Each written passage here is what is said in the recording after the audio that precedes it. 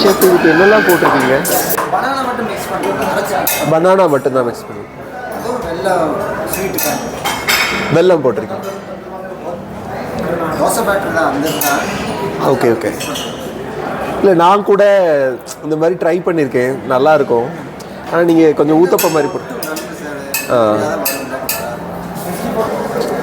இது செஃப் வந்து பனானா தோசை போட்டுட்டு இருந்தாங்க. எனக்கு என்னோடய செவ்வாழை நெய் தோசை ஞாபகம் வந்துருச்சு. ஸோ செஃப்கிட்ட வந்து எப்படி பண்ணுறாங்கன்னு கேட்டேன். அவர் வந்து வெல்லம் அண்ட் பனானா ஆட் பண்ணியிருக்கேன்னு சொன்னார்.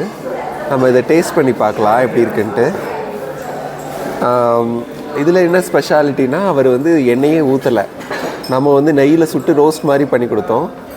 இப்போ வந்து நம்ம செஃப்போட தோசை எப்படி இருக்குன்னு பார்க்கலாம். என்னது? இல்லையே, நிஜமா தோசை. பாரு, ஏலக்காய் போட்டிருக்காரு, அதனால ஃப்ளேவர் சூப்பராக இருக்குது.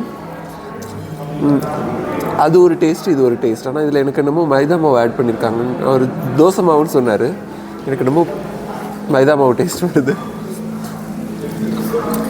எனக்கு ஒரு வாய் கொடுங்களேன். ஐ திங்க் மைதா மாவு இருக்குது, தோசை மாவு கொஞ்சம் இருக்கலாமா இருக்கும். அதனால தான் இந்த பேன் கேக் மாதிரி தான் இருக்குது, நார்மல் பேன் கேக் மாதிரி இருக்குது. அதில் பனானா போட்டுருக்காங்க. எண்ணெய் எதுவும் சேர்க்காமல் செஞ்சதுனால இது ஒரு மாதிரி கொஞ்சம் ரஃப்பான டெக்ஸ்சரில் இருக்குது. எனக்கு வெல்லம் போட்டிருக்காங்களா சுகர் போட்டிருக்காங்களா தெரியல. பேன் கேக் சாப்பிட்ற மாதிரி இருக்குது பார்க்கும்போது. ப்ளஸ் ஃப்ளேவர் நல்லாயிருக்கு.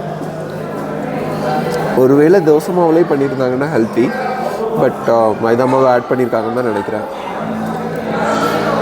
ஓகே.